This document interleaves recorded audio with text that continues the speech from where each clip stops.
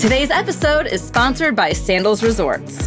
What's up, Chillas? Back with us today is Jamie Chang, who is the owner, CEO, founder, all the hat wearer of Mango Muse Events. I'm so happy to have you back on Bridechilla today, Jamie. So excited to be here again. It was so much fun, and I'm excited to have fun again. And this topic, I think, really resonates with a lot of people. Today we're discussing the culture of consumption as well as long-term wedding planning, which we know can give you some fatigue sometimes and can be extra overwhelming than when you're having to make decisions in a wedding that's 6 months to a year. So, Jamie, let's kick off with the culture of consumption, though, because we have Pinterest and TikTok and Instagram. You know, it's easy to fuel the need for more in us, right? So how do we start digesting all of that?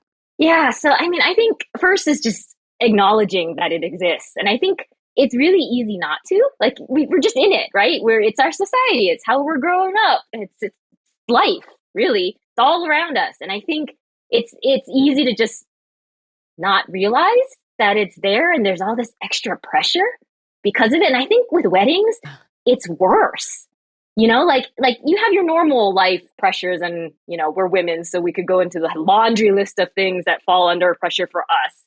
But I do think when you tack on the wedding bit of that, it's like, you know, it's a one-time affair, which it is, right? It's this big day and it is a day. And all of that pressure of having to make this one day, all the things it's supposed to be, it should be, it's expected to be from, you know, parents, society, media, your friends, your siblings, whatever.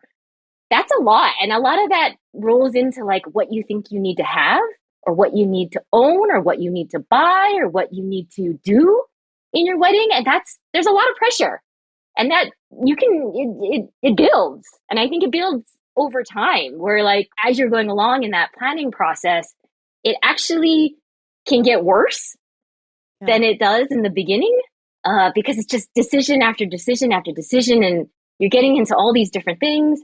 That was a long answer to the question you're asking. No, but it's true though. I think you have to acknowledge that is there. And there's this not invisible, but sort of invisible force that is potentially driving a lot of how you're feeling, but also your decision making. And if you can step away from that, even just a little bit, it gives you so much more clarity to do the things that feel right to you in whatever way that means, right? And every person is different. Every couple is different. But I think acknowledging that and then taking the steps you need to take to be able to make those decisions in the best way you can make is just really helpful. Off that point, how do you find the balance between seeing all the trends and staying authentic to you? Yeah, it's hard. I'm going to be honest, right? It's super hard. And I think it's hard, once again, like in the general sense, like let's ignore weddings for just 1 second. Like it's hard not to see all that and be like, oh, like that's what I should have, or that's the cool new thing, right? I mean, you could relate it to anything from like smartphones to barrel jeans. I mean, like there's dance trends on TikTok that you feel like you have to record yourself doing. So many things, right? And so it's hard. I think it's just hard, honestly. It's a tough thing to not see, I guess is what I'm trying to say. Unless you're not on the internet, who's that? And unless you like don't have a phone, right? And whatever, like it's impossible. It's gonna come across, right? I think the key is to remember who you are. And I think it's super easy to be like, oh, that's so cool. Or, oh, that's so pretty. Or, oh, I love that. That's so fun. But what people tend to forget, and I think it's just, you're caught up in this moment. It's no one's fault. It's just, you're in this place planning this wedding and you're excited and you forget that even though that may be pretty and cool and fun, it might not be you. And I'm saying you in the sense of the individual, but also the couple, right? You as a couple. Maybe this isn't you. Like, it could be grand and beautiful and elegant and lovely, but that's not really us. And I think having that kind of like, once again, kind of step back and like just really assessing that in a is this true to you kind of a sense, is where you can separate those two things and be able to, acknowledge that, oh, this is cool, but Right. But with that too, there you can fall into the comparison trap, right? Because not only are you seeing all this online, so you're comparing what you're planning to what you're seeing, but you also may go to all your friends or family members' weddings. That's where a lot of traditions kind of get passed down, right? Like, oh, well, they toss the bouquet. I have to toss the bouquet. So how do you also filter through that? Because it's a whole other layer of consumption. yeah. Yeah. And honestly, I almost think to a degree that's maybe even harder to like veer away from is what your friends are doing. And generally, right, when you're getting married as a whole, not always, but you tend to be getting married when other people are getting married. It's just kind of the Mm-hmm. way things work generally. And so you're going to tons of weddings, your friends' weddings, right? Siblings' weddings, a cousin's weddings, who knows? And the more you see these trends in, let's say you've been to 5 weddings this year, and in all 5 weddings, they all did some dance or something, right? Then you're like, what dance are we going to do? Right? Like that's the Yeah. initial question that pops into your head. Or, they all had a change of dress, or they all, decided to do some, I can't even think of something at the moment, but there's all these things Yeah. that you could immediately think, oh, like, how do I incorporate this? Or how do I do that? And it's honestly, it's hard. It's hard. I think once again, there's this expectation that I think a lot of people have that gets pushed onto you a little bit, that is not intentionally pushed onto you. It just is. I had a conversation with a couple the other day, and the mom was on the call, and she was like, "You're not having cake?" And I get it. Like for her, she loves cake. That's a part of weddings. Like that's just a thing. It's what she expected. But Yeah. for them, really care that much about I don't cake, care about right? cake. And so Yeah. but you could also see a little bit of that. You could see they were thinking about it, right? Like because mom wanted it, and Hmm. so it's hard to separate yourself from that. But I think it's just coming back to sort of who you are, right? And the acknowledgement that, and I'm gonna, we've talked about this before, but that whole like, we give you full permission to like throw all those things in the trash can. Like Put in it's your fucking bucket. okay.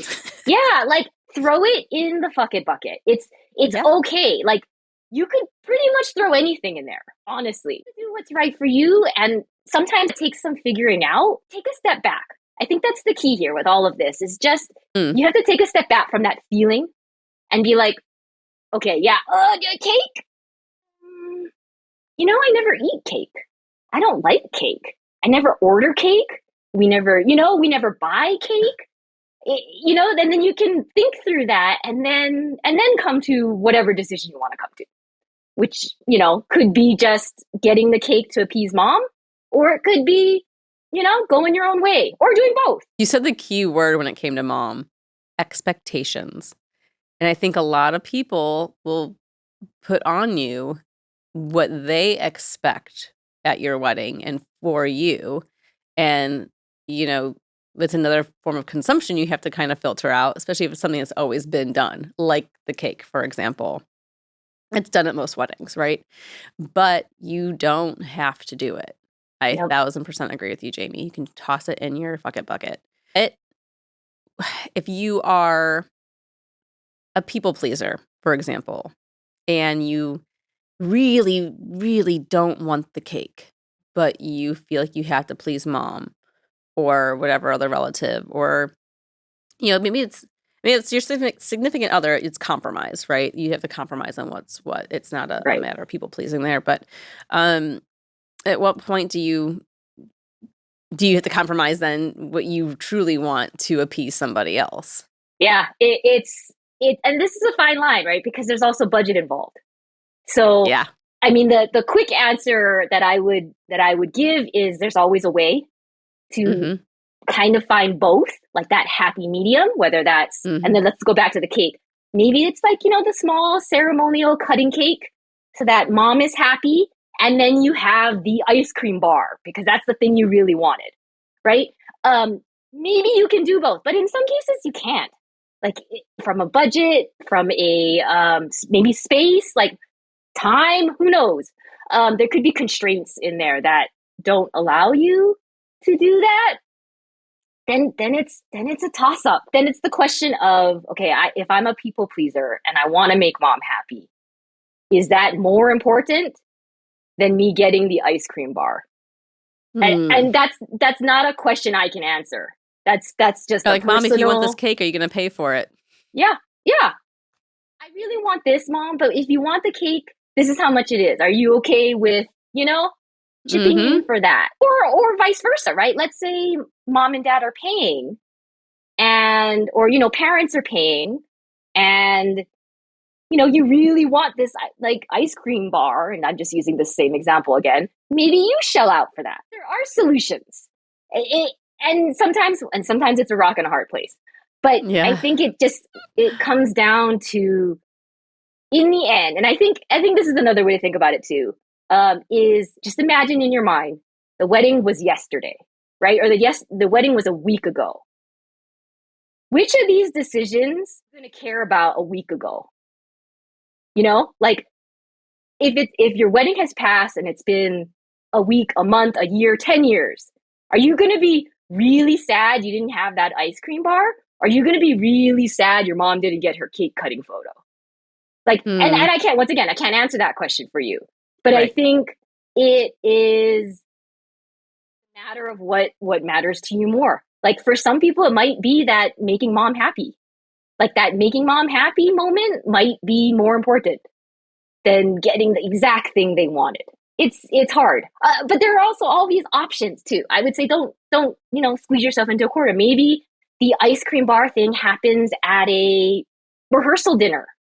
Maybe It's the it's a after part, snack, like yeah, a late night bite. part of like your wedding shower, or Yeah. like you can The incorporate it in other Bachelorette, mom's ways. not there. Yeah, like there are possibilities. It might not be an exact form if you had like an ideal world and all the money in the world, right? It may not be exactly that, but you can usually find a way somehow to sort of get things to where you're fulfilling that need to meet, let's say mom's expectations, but also really do what you really want to do. Like the thing that's super fun and exciting for you. But you said two different things. One was there's always a solution. And yes, there might be a rock and hard place, but generally there is a solution to the problem. And to the second point of that, to keep in mind, because I forget this sometimes too, is when wedding planning, you have all these other parties and events around it that say you're stuck between two different themes that you keep gravitating to when you're looking at these images on TikTok and Pinterest and all that. Like you're really kind of retro of a person, but you're also like kind of a J. Crew couple. So how do you blend it for your wedding? And it might be hard. So maybe the rehearsal dinner is more retro, and then you have the classic J. Crew wedding. Like, you know what I mean? Like just Yeah. throwing that out randomly. But so I'm Yeah. glad you said that though. You have multiple opportunities to bring that in, right? In some shape or form. I also am, just to speak to the whole J. Crew retro thing, I'm also like a big fan of not having to stick to a theme either. Like don't feel like you have to stick to a theme, because there are ways to sort of do it in a fun, eclectic way that speak to your personalities and your style and all that stuff without feeling like you're letting go of something necessarily. Uh, but yes, you can also bring it in different events, in different, like, once again, if you were changing out what you're wearing at some point, like it could be in that shape or form. Like there's like I said, there's always a solution. There almost always is a solution to almost anything. But there may not be a solution to, though, which you started talking about, and it actually is my next point, is your budget. And seeing some of these images online, you don't realize the cost that's involved. And then Oh you get yeah, sticker shock when you do find out, especially the cost of like florals, for example. And now that we're yeah, dealing here in the US in specific with tariff situations that add the costs even more, creating this expectation for people that they have to spend, spend, spend, spend, spend. And, it's hard being in the industry. Like, there's so many amazing things out there and things that you want to do and spend money on. But at the same time, you have to also be realistic within your budget of what you can and can't do. Yep. So how do we wrap our heads around in this culture of consumption, which the number one thing with that is money?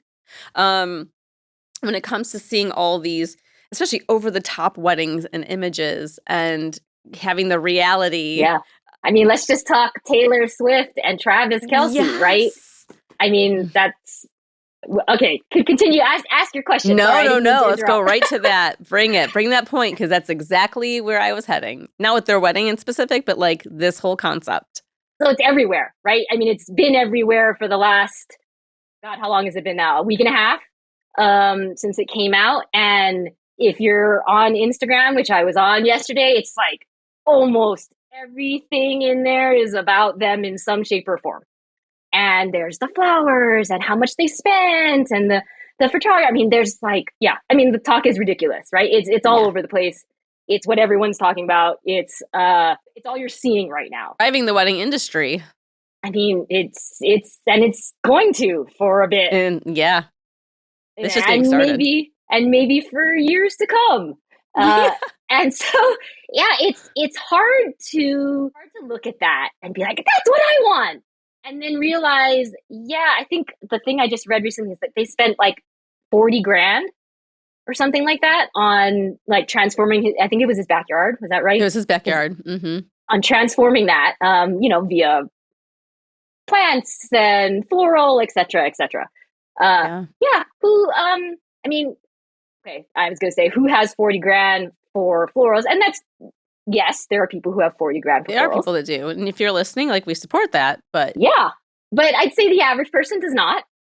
Right. And that's like, once you hear that, like mind blown, kind of, it's like, a new car. Oh, yeah, it's all kinds of things, right? It's when it's a child. I mean, it's a lot. And so how do you reconcile that with what the reality is of your budget?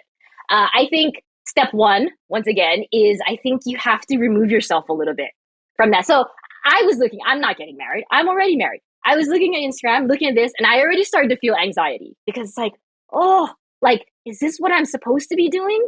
Is this what's expected? Is this what, people want? Is this what I want? Like, there's all the questions. Couples might be coming to you in the near future wanting similar things. But then there's the reality of it, right? And Mm-hmm. I think step one is like, take a step back once again. Like, there's a real beauty in just like shutting off your phone and not looking at social media for just like, even if it's 5 minutes, like, or a day or an hour, whatever, like, step away. Because I do think the more you see it, the more that affects you. So I think that's step one. Step two is like, the PSA I would say is everything you see on social media, pretty much, not totally, but pretty much the things that are promoted all over the place, the celebrity weddings, there was some like this Vogue wedding that just keeps, it's like, I don't know them, so I can't even remember their names, but like, it's all over the place too. No, but anything Vogue weddings can be very addictive. If your brain just tells you that these people are spending tons of money, then it's not something you're trying to emulate, right? You're not going to be them. That's not the reality. I think there is a but to this. You can take, like, if let's say you love this Taylor and Travis engagement vibe, right? Like, say that was always something you had kind of dreamed of.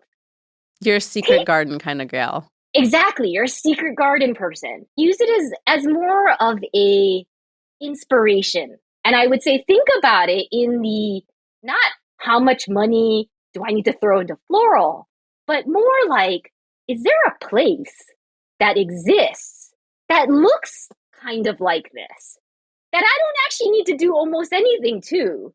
It's a garden. Right? It's a conservatory. It's a park. It's a who knows, right? But there are places that exist, private estates, right? That have these gardens that you can get married in or, do something in. And sure, you can bring in floral, but you also may not need to. And if that can get wrapped into your venue cost, boom.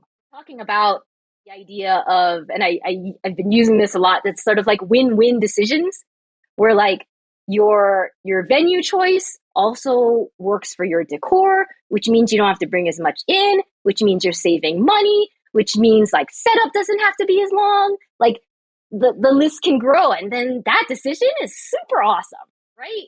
Like you can create this where you're taking this idea or this image of something that, obviously is very it's more extravagant, right, than you can afford, but like translating that to the reality of what you have access to, and also what can create that feeling without necessarily spending $40,000 on floral.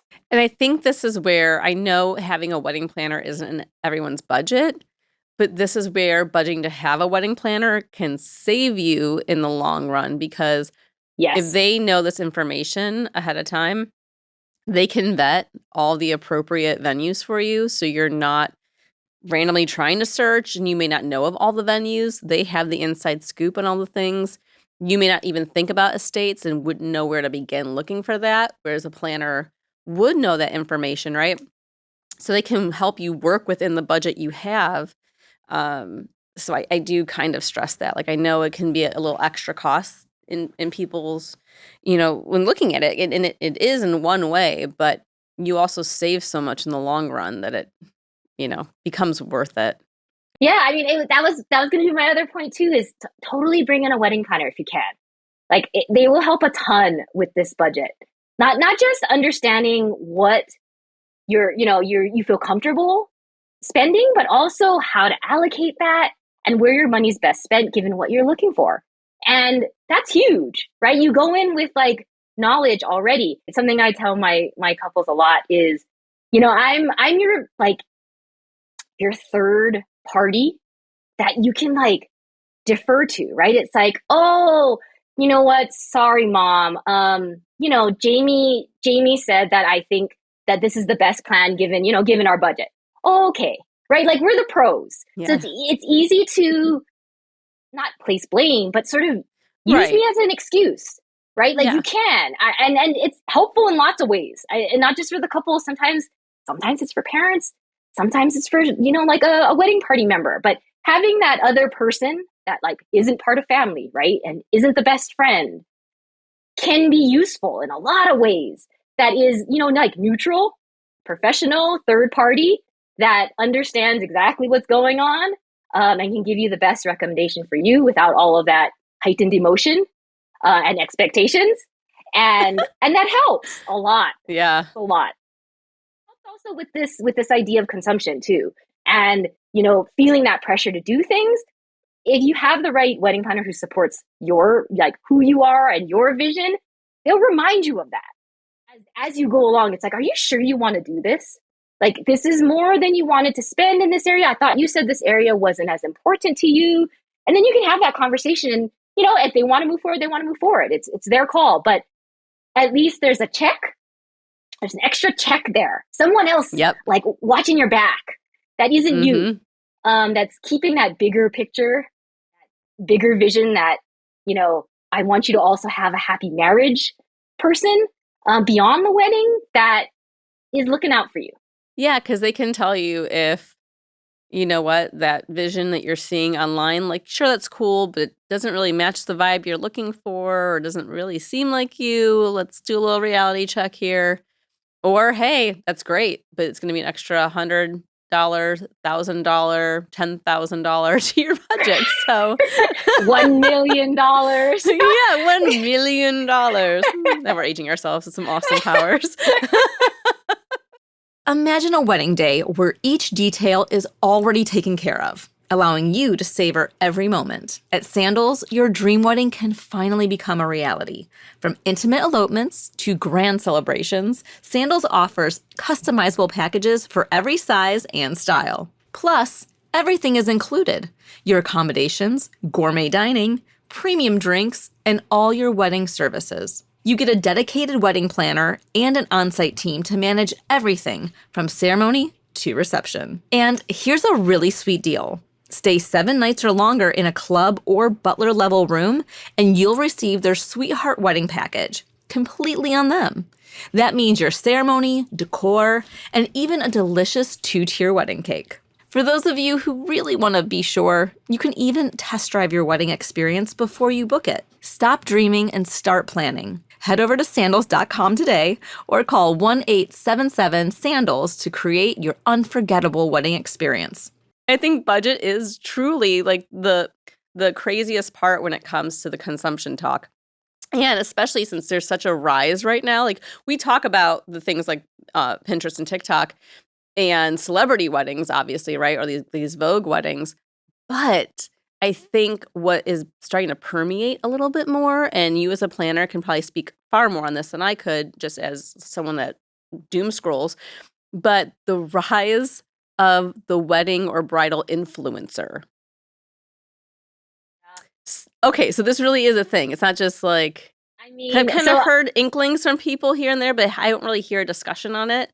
So I do think it was sort of the inevitable, honestly. I think of how social media has like evolved, and also just, I mean, if you just, okay, it's once again, just going back to my Instagram feed, like if you just go to your Instagram feed, it's like none of the people that you know, all just like the stuff, like content that they thought was like popular, but really it's a lot of like celebrity things, influencers, right? Sponsors, ads, right? All of that kind of stuff where you're like wearing a certain outfit or whatever. It's all of that. It's actually, to be real honest, between you and me, I hate it. Like I don't like going on it because it's not interesting. Like I want to see what the people I know are doing and whatever. Yeah. But anyway, shoving that aside, it's sort of where I kind of dreaded things would go. Is this concept of like, you know, the bride influencer, the bridesmaid influencer, whoever, right? The wedding couple influencer. And it's kind of terrible, honestly. I mean, it's one more thing, right? It's one more thing adding to that pile of stuff. It's not healthy. I think it's not healthy to over anything in general, right? But like over consume like content in this way, because that fuels that overconsumption, right? This need to buy, be, exude something in this certain way because that's what you're seeing everywhere else, and it's so not healthy. Like it's not good for your mind, it's not good for your body, not good for your budget. And long term, right? When you're looking back at your wedding 10 years, 20 years, 50 years from now, are you going to be like super excited about those choices you made? Or are you going to be kind of having regrets? And I've talked to people who do, you know, after the fact. And not that everybody doesn't have some small regret about their wedding, because, you know, nobody knows exactly how they're going to feel about everything at the end. Yeah, that's a natural thing. It's natural. But when you have like bigger regrets, that the kind that eat at you like 20 years later, you don't want that, right? You don't want to have the wedding that wasn't your wedding. That was, you know, so-and-so influencer's wedding style, right? What's the biggest regret you hear from your couples? You know, I've heard a lot of, I wish we had done a smaller wedding. Like, you know, they did the big wedding because they were, once again, appeasing, you know, parents. There were a lot of people there that they didn't know, and that wasn't that fun. And long term, they wish they had less people and more time. I think that's something people like. Another big one, which I'm sure you've heard, is like videography. Yeah, that's the number one I hear. Is a pretty big regret. And I think, once again, but that comes down to budget, right? And it's not always. I think you should make room in your budget for videography, though. You will regret not being able to look back, not just at you and your significant other, but like friends and family that are there aren't going to be around forever. And you have this video, you can look back and see those emotions with, you know, parents, grandparents, siblings, Yeah. I mean, I childhood personally love friends, it. whatever. Yeah. I have a personal love for it. But not everybody feels that way. And I get that and I respect Right. that. But it is something you hear a lot. I also just hear things like, and this kind of goes back to that whole like taking a step back and thinking about what makes sense for you. It's not something specific, but it's I wish I didn't spend so much time thinking about this. Like I actually didn't Oh. really care about this, and that this varies, right? Like that it could be like flowers, or it could be the dress, or it could be whatever, like the hair and makeup artist. I don't know. That can change per person, but Mm-hmm. there are lots of times people are like, I don't know why we spent so much time debating or hemming and hawing or discussing or stressing about whatever this XYZ thing was, because it not that it didn't matter, but it really didn't matter. The forks I stressed out about didn't matter, right? Yeah. And Bridesmaids dresses. once again, it's no one's fault. It's just when you're in it, you're in it, and everything matters, and every decision is like the decision. And at the end, though, right? It's like they worked. I got to eat my food. Like, In it, my personal experience, when I went through it, I felt like, in hindsight, looking back, when I stressed over what became stupid shit, was a control thing because I was losing control of so many different things. I actually tried to call off the wedding because it was very toxic. But, you find a focus, right? So you focus on those forks. And I've talked, I don't know if it was on the show or with Patrice on Tales from Behind the Veil, but when I was a bridesmaids consultant back in the day, I was like 19, 20 years old, and I had a bride melt down on me in the bridesmaids department because no designer had this specific shade of green she wanted. And she just melted down. And I was like, I don't know what to do with this. And it wasn't until a yeah, few years later, and I was older and my brain developed more, that I was like, oh, it wasn't really about the green. yeah, It was about something else, but she took it out on the green, yeah, yeah. And it makes That sense. Again, it's yes, human nature, it's mental health, it's stress, it's everything else. right. It's the thing you fixate on, right? When like the world is crazy around you, and you can't control, what's going on with and what tends to be very common family, right? Whether that's parents or siblings or whomever, you can't control them, and so you want to control something else, and that something else might be the green or the Yeah. forks or the favors or whatever that is that your mind like really wants to Mhm. get right, right? Yeah. I get that. I get that. Give yourself some grace and breathe. Like, Yes. that fork will not matter later on. No. No. And once again, this is when like, and not to plug wedding planners, but this is really when a wedding planner can be really helpful. It's like we're kind of counselors, honestly. Like we're here to help you through that stuff. And it's nice when someone else can be like, that doesn't matter. Like it's Yeah. okay. Like Like, that's a great don't choice that you have already. Like, stick yeah. with it. On to the You next know, task. it's not worth your time and effort and brain Yeah. power and life power to focus on this. Like go go for a walk. Like go do something else. Like this decision's done. We're good. Yeah. Don't worry. It'll be great. The biggest part of consumption comes down to eco-friendliness, ethical considerations. So with that, how do we kind of find a way to streamline through all this stuff? Because, it's easy to do, right? I mean, outside of weddings, you have things like Shein and all these other companies, the fast fashion is what I'm trying to say. And so we easily can get sucked into it just in our everyday life.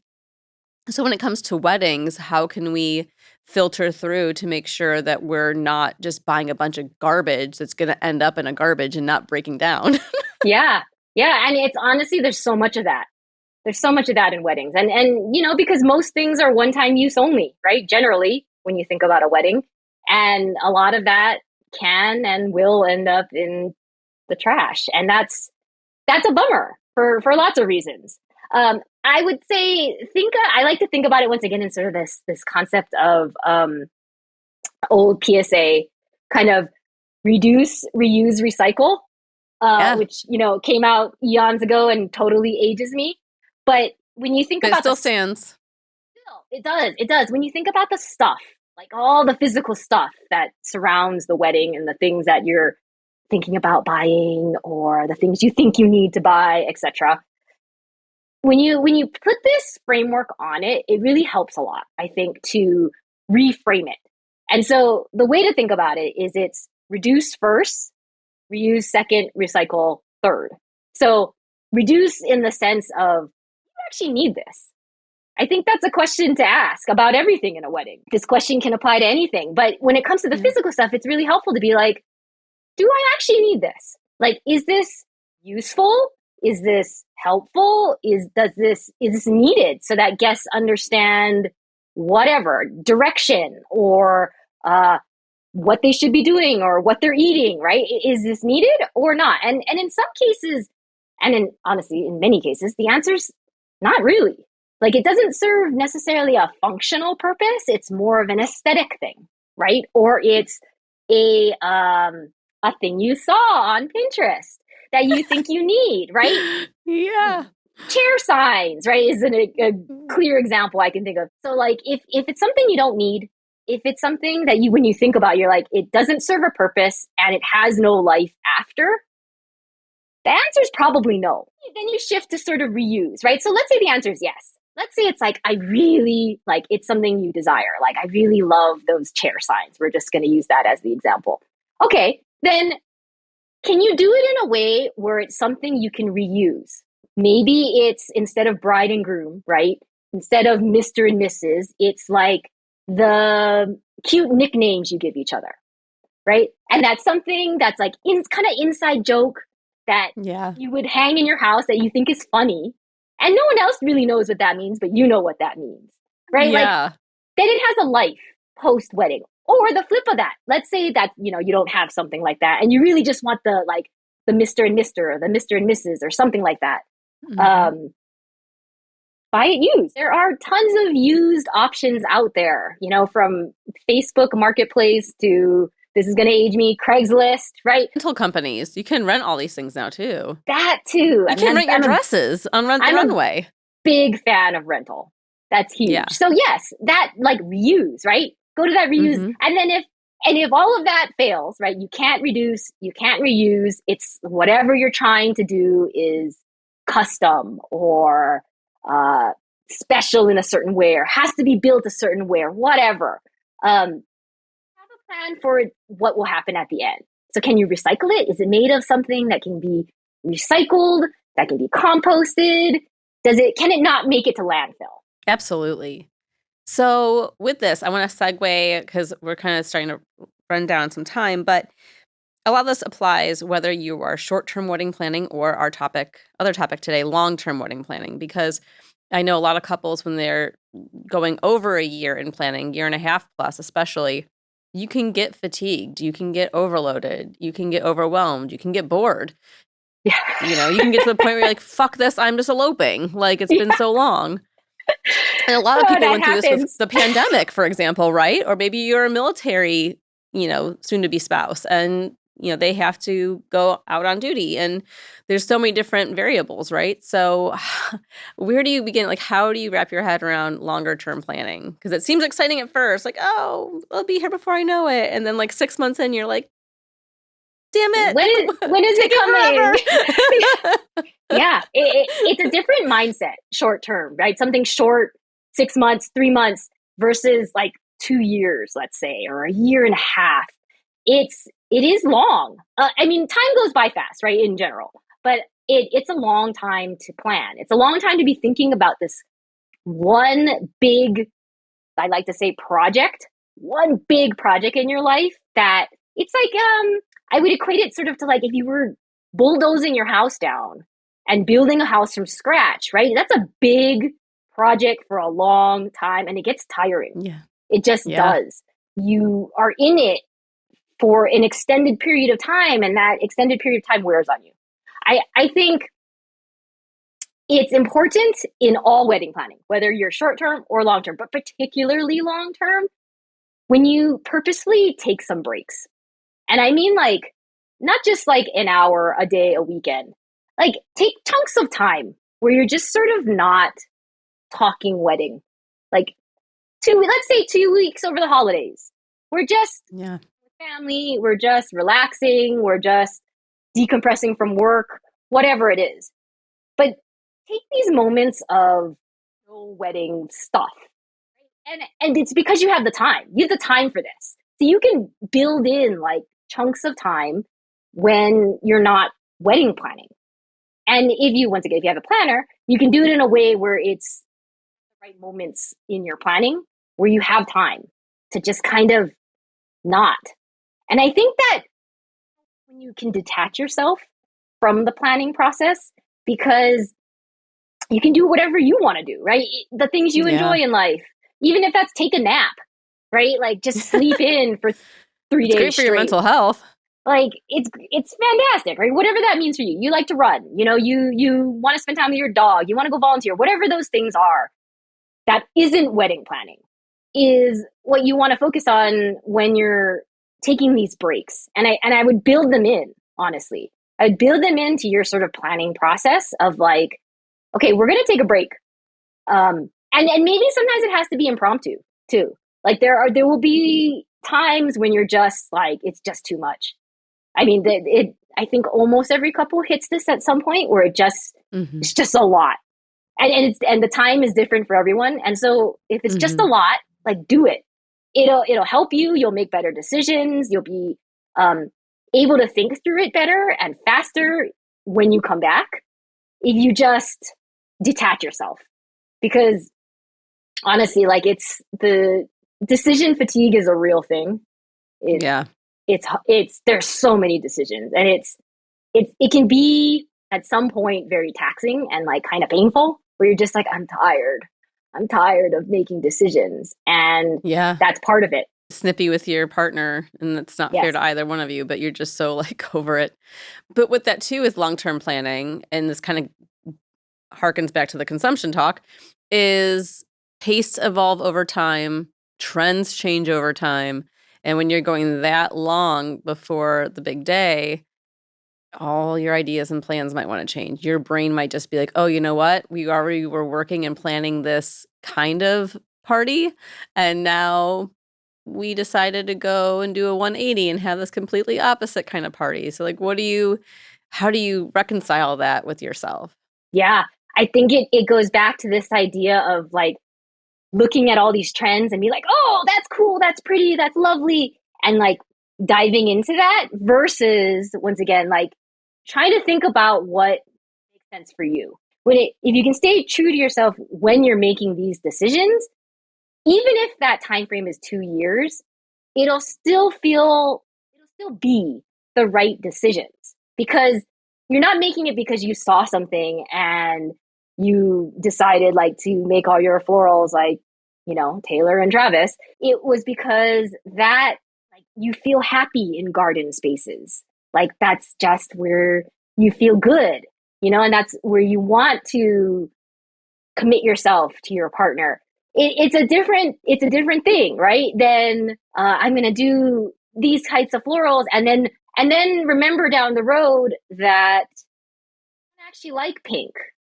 Like, yeah, I Yes. mean, pink's great, but really, I'm more of a yellow person, or Yeah. whatever.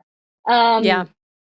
and that will settle in if you're planning for longer, right? Because there's more time. There's more time to hem and haw too, and that can be a problem. But I think if your decision making once again comes back to who the two of you are, what you care about, your values, what's important, then you can counter that in the long term and just in general, right? And then you'll make better decisions from a consumption standpoint too. You're purchasing, you're buying, you're doing the things that make sense for you as Yeah. opposed to what's hot right now versus what's hot 3 months from now. I want to make sure we talk about before we wrap is the broader life perspective. We have the cultural obsession of the day. This is the day, the big day, versus prepping for the actual marriage, what Yeah. you're about to enter into. So, how can we utilize this longer wedding planning time to actually prep ourselves for what's to come after the day. Yeah. So I actually think, first of all, I think wedding planning is actually a really interesting and real test of your relationship. It Mm. is. It's money involved, there's family involved, there's emotions involved, there's tons of decision making, right? And it your choices and what you decide to do in some cases affect the future. Maybe, maybe not, right? The one time things, not so much, but perhaps how much you're spending, right? Or where this is taking place, or what have you, that can impact what your future is like. And I think it is a good test. Honestly, it's a good test. Like if you can make it through this in a healthy way, it's a good test for the marriage. So I think that's thing one. But I do think with longer term planning, you also once again aren't as rushed, right? You have more time. And when you have more time, you can have those conversations in a deeper way when it comes to, I mean, we might be talking about the ceremony, let's say, right? And what's included in that and how it's done. And there will be conversations that come from that, you learn things about your partner and you understand what makes them, anxious or what makes them excited or the things they care about or the things they don't care about. I think you learn a lot in this process as well, no matter how long you've been together. Yeah. And the And way you you should always be grow. learning about your partner. If you think you know Agreed. everything, I mean, you never do, right? you You never never do. do. And it's fun Mm-mm. when you learn something, right? And that's the exciting part. Because everyone has their own, insecurities or the things that are hard for them, their challenges. And as a team, right, which is what you are and what you're committing to be for the long term, is about helping each other through that, right? You're each other's support. And I think when you have this longer time frame to plan, you also get more of that in the sense of like learning, but B, how to be a better partner to each other because Yes. that's important, right? In the long run, right? When we're talking the marriage, like it's about your partnership that makes things work or not work for the future. Whether that includes having a family or not having a family, or moving, or jobs, or health, or life, or parents, like all the things that will come down the road. That partnership is what, in a lot of ways, kind of helps you and supports you and gets you through what will eventually there will be hard times. Yeah. And I think that timing, that longer timing, allows you to have those conversations in a deeper way. It also, if you wanted, like, and not that you have to be planning long term to do this, but there are also premarital counselors to help with, once again, just learning more about each other and what you care about and what challenges you have personally in the relationship, whatever, that you can take this time to also work through, and be better partners in the end, so that your marriage is set up for success. 1,000% support premarital counseling. And we did an episode last year with Tears of Stein that's really good. I recommend everyone checking out because it is a process to go through together. And to your point, like you're going to keep learning about each other. And when we said you're always going to learn something new about your partner, instantly my rock and roll brain went to Journey's Faithfully, because there's the uh line in the song, I get the joy of rediscovering you. yep. And that is the joy of the relationship, right? Like this is a fun party you're putting on to celebrate your love with your loved ones. But the best part and the most beautiful part is what's coming up. Like Yeah. the good, the bad, and the ugly, Yep. because there's going to be some shit storms. Like you guys are Yes. going to not like each other for a minute Yep. sometimes. You're not going to Yep. agree on everything, but it's how you get through it together, how you communicate with each other, how you respect each other, even in the differences. Yeah, agreed 100%. I mean, I'm in the wedding industry, and obviously in our industry, like the wedding is everything. But really, it's the stuff that comes after that marriage that is the important piece, right? The long Yeah. term important part of your life. And how well or not well that goes, right, is a function of your partnership and everything you just said. And I think it's an important thing to think about as you're going through this planning process, because you are committing to each other Yeah. and want to be the best partner you can be. Yeah. If you're just in this for the wedding, you might need to rethink some things. Yes. I don't think anyone Yes. listening is, but I'm, but I'm sure there's someone randomly out there that maybe has that mindset. I don't know. There probably are some people like that, but I think most couples, they're excited about the marriage, and they should be. That's what they should be Yeah. excited about. And it's an important thing to think about, not just the wedding.